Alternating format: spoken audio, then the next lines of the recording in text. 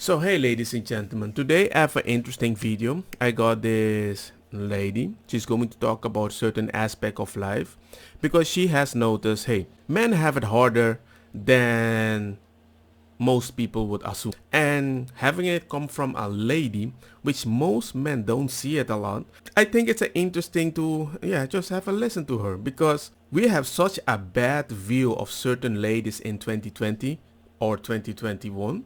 But I can actually agree that those hidden gems that actually understand men, they're not few, but it's not an opinion that you can easily give out there. Because what she is going to talk about, her video has been thumbs down so much that I would say like she has like 500 likes, but almost 200 dislikes. I do think men have it harder in dating because we as a society, we failed you. I want to talk about something really serious today. So this video may be a little bit longer and more rambly than normal, but I think it's really important to talk about this topic. And the reason I want to bring this up is, well, due to many reasons, but recently I learned of some really sad news about a guy friend of mine whom I actually lost touch with the last couple years. I learned that my friend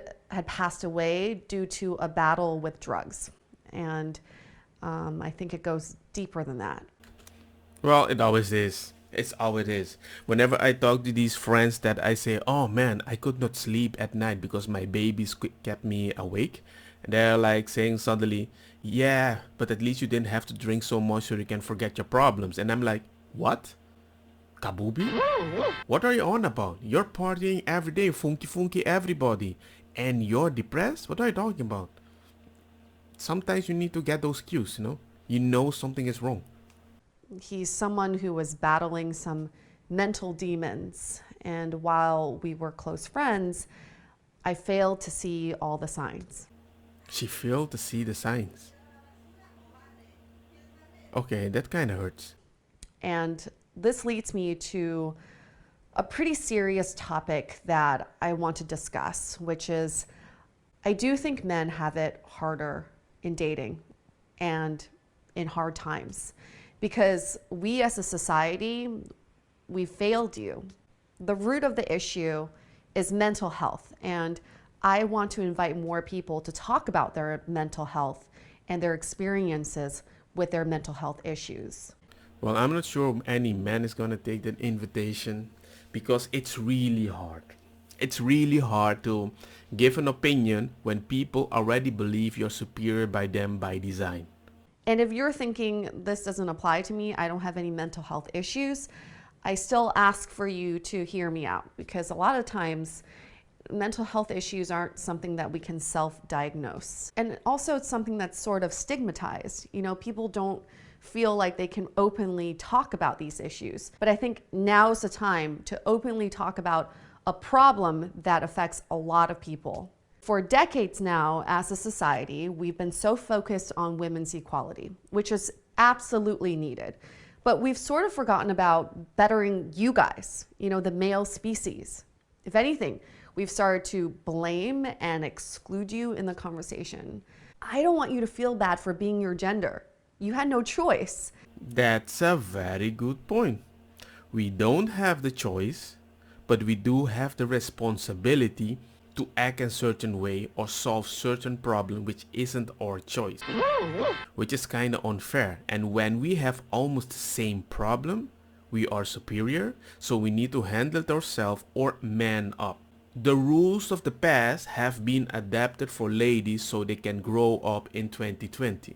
But the rules of the past for men, be the provider, be strong mentally and physically, it's not the same. If you change from that idea, you're done. And even if you don't believe in that, the whole system of any government usually is designed in a way to make sure men stay working because without that, there is no capital. Nobody does the dangerous job. Nobody goes beyond. Nobody does all those gangster overtime. I'm not saying ladies don't have to do it, but there is it comes with a certain punishment. You are feeding certain emotion and certain monsters that we're not allowed to talk about. And those situations can create a unique pressure, and people start getting super frustrated when they can't talk to nobody. The amount of times that a friend asks me, yo G, can I talk to you for a minute? Like 1 o'clock in the morning, and I keep talking to them till 5 o'clock in the morning about personal issue. It's it's it's too much. It's too much. Because they know I always help certain girls talking about certain stuff. But they're like, hey, can you help me out with this? It's so confusing. And there's always this confusion is nobody wants to talk. It's not like nobody understands me because they've been talking to 10,000 people, because that happens to women. But that nobody wants to talk. Nobody recognizes my issue, or they just tell me grow up because you're a man now. I've never heard somebody say you're a woman. Be a strong, independent woman when she is on her lowest. I truly believe that guys have it harder than women when it comes to dealing with adversity because of one thing: lack in communication.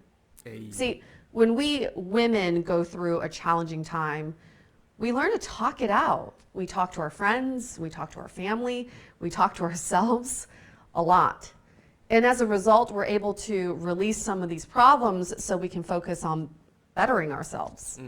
But guys don't get that sort of encouragement. You haven't been given any tools to help you get through tough times. I'll give you an example. If a girl goes through, let's say, a tough breakup, it's perfectly acceptable for us to talk about it to our friends and even to strangers. We'll talk about it until we absolutely exhaust the topic so we can move on. But if guys go through a hard breakup, you're usually encouraged through distractions, like go pick up someone else at a bar and get a rebound. Well, that, and also one person told me, you have to be a man, stop being a faggot. And that actually came from a woman. I would never exhaust my option on any lady if I'm super down, because it usually comes back in a conversation or it freaking backfires on me. I'll never do it again. The only person that I can actually exhaust myself is my wife, and that's the reason I'm sticking with her, because when I'm down, I can't recall a time that she beat me when I'm down and still made me feel manly in later situations, or try to make me happy and distract me with interesting stuff which she wants to be included. Not like go have fun. Go have fun. No, she's like, hey, we can do this. We can watch this movie that you enjoy. You know, it's like she's dedicated to me when I'm down. Go hit the gym, go drink. There's no sort of reflection period. Now, why is that? Because you guys have a hard time being vulnerable, because it's not something society has taught you to be. So then what happens? You bottle up these frustrations and feelings. You feel stuck. You get angry. You start victimizing yourself, and you feel alone. You feel like it's you against the world. And guys, let me tell you something. This is a really dangerous place to be. I keep telling a lot of people that whenever I joke with them, I says, I don't want you to kill a person. And usually when we're in this conversation, they're like, something clicks in it. I'm not gonna do that. I'm like, yeah, I know you're not gonna do that. But in the moment, I want you to count 1 till 10 whenever you're freaking angry like a stupid kid. 1, 2, 3. And it sounds so stupid, but it helps so much. Because the consequences when a man reacts violently is already bad enough. If you do something with that to another person, it's even worse by law and morally, and you can confirm that with Twitter. So you have to be freaking careful. And usually I like to scare them with stupid jokes like, gee, calm yourself down, man. You look different. And make them think about that option. But you need that. But I'm not everywhere. Now, I read this great article recently by Charlie Hohen. I think that's how you say it. I'm sorry if I mispronounced it. And I've linked it in the description, where he talks about the Vegas shooter. And the root of the problem is the mental health of men. And one of the problems he highlights is that men are intrinsically lonely. There's a feeling of isolation, despite how many friends you may have and how big your family is. And when you feel like you're the only one who can deal with your problems, you tend to get too stuck in your own head. You've been there, right? Yeah, I've been there. I've actually been there. That's why gaming saved me. I made my different world my peace for a very long time. And sometimes I still go there. I just don't stay there. You just dwell and dwell on something and see no light at the end of the tunnel.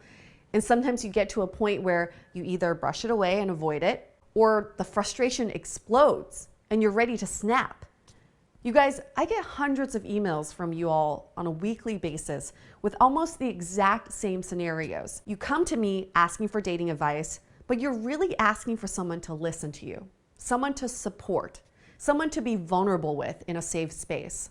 And I promise I will continue to offer that for you, but there's no way I can respond to everyone's emails. So here are some ways that you can work on honing in the tools to help you dig yourself out of problems and get out of your head. Number one, know who is in your real support network. Sure, you may have lots of friends that you go out with, play basketball with, have fun with, but the true test of friendship is during hard times. Can you pinpoint someone from your friend group who would be there for you through these tough times without judgment? And don't freak out if you can't. Now's the time to start. So you want to identify the friends who may have potential. And now it's your time to work on that friendship. I can guarantee you that the minute you open the door of vulnerability with a true friend, they will be receptive. But you have to take that first step. And the way you want to frame it is like this. Hey, I'm going through a rough patch and could really use someone to listen. I value your friendship and I was hoping I could talk to you. Practice saying this a few times because I know how hard it is to ask for help. Get comfortable with it. And just like dating, know that if the other person is not receptive, then they're not the right fit for your life. No need for resentment. Just know that they're more of a peripheral friend as opposed to a really good friend. I do agree with it. You just need to pinpoint specific people, talk to somebody online, Discords. You don't have to have 1,000 people, but you need to have specific people that you know if you can open up, they can be down, but you have to communicate it correctly. That's your responsibility. Bring it in the right package. Explain it, and usually you will get the correct response. And the way they react, you will know if he might help you a little or he won't help you at all. Because some people, they might not be receptive at the moment. Maybe they have a poker face and they're fighting their own issue. You have to understand that. That's why as the person bringing that bomb on their lap, you need to understand they might react a way that you're not sure, like, hey. So you need to be able to filter and also be empathetic on their side because they don't know what you're going through. Because maybe they're going through the same or not, maybe they lost a friend because of an issue they never talked about before. So they might be even more eager to help you and you might be like, whoa, too much. So be ready, but you have to go out. If you don't say anything, you're going to be stuck there forever. Number two, write it all down. I'm no psychiatrist, but I know that it's very beneficial to find some way to express yourself and your frustrations. And one way is through talking, and the other is through journaling. Think of it as a way to memorialize how you feel in the moment because you'll never get that moment back. When you feel compelled, jot down everything you're going through, what you're feeling. Some of you email me novels and I enjoy it because at least you're getting it all out there. But now here's the key. After you've written it down, revisit in a week or two. Give yourself some time in between. And then when you do revisit, approach your writing like you're a stranger or you're reading someone else's journal. Read it again without any judgment, but with a fresh perspective. From personal experience, this is such a powerful tool and it provides a really strong foundation for personal development. That's a very good point. Yes, because usually I've been trying to explain people when they're down. I keep telling them it's a momentary thing and it's a hard way to explain. This is something even I could use for myself because it's so deep. The way you write when you're passionate about something is not the way you think.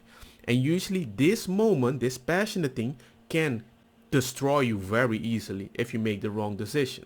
But if you read it in the future or back in the past and you realize, whoa, I've been thinking like this, you will go full circle and something will click in your head and you start realizing, wait, this is freaking dangerous. I have to be very careful how I handle it. This is actually a very good tip. I've never thought about it because I've never written it. This is really good. I really like this. And finally, number 3, know the difference between being vulnerable and being victimized.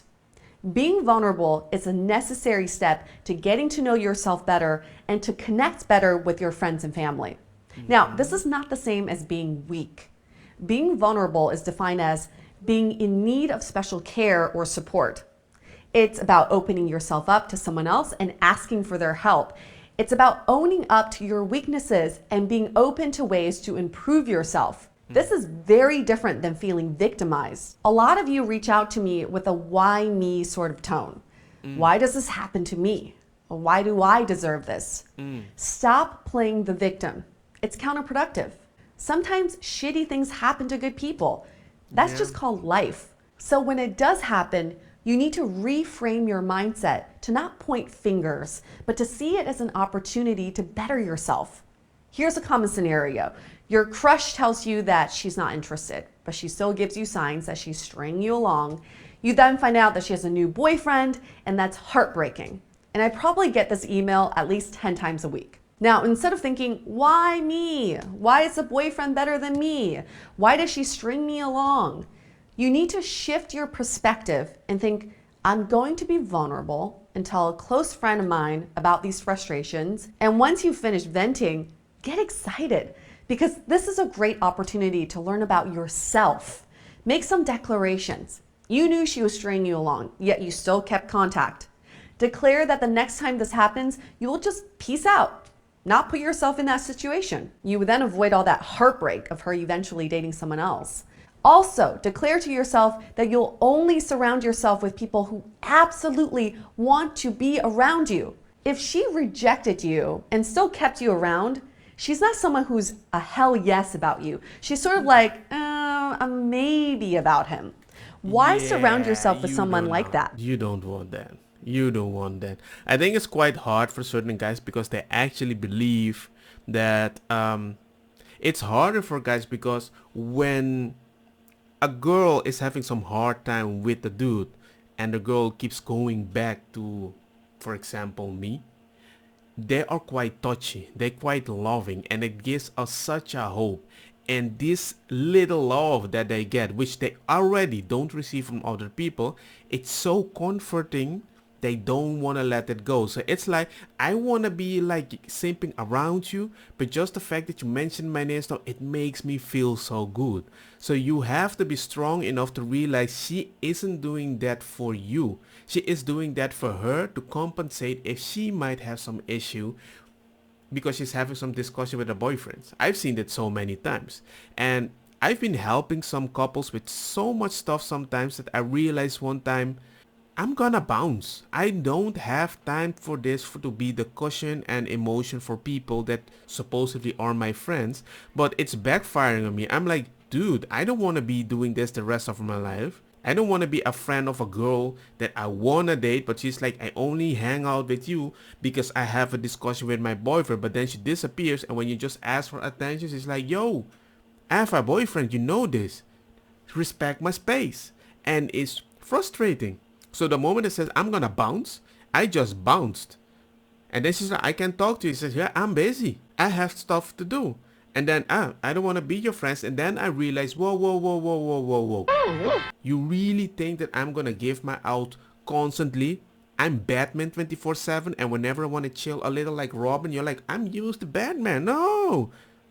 You can't pick and choose. So I know what she's explaining. And as a guy, it's really hard to realize that, but you need to like space it out, because the moment she reacts gangster, that's the moment something can click in your head that you will be like, wait, you don't respect me. You're just using me. But you need to force that conversation. Like she said, get it declared. Don't get me wrong, ma cosa kita bong. Put a fire na mi blonde kush hash purple skunk criollo colombici jam jam turloqueta verdeta welcome.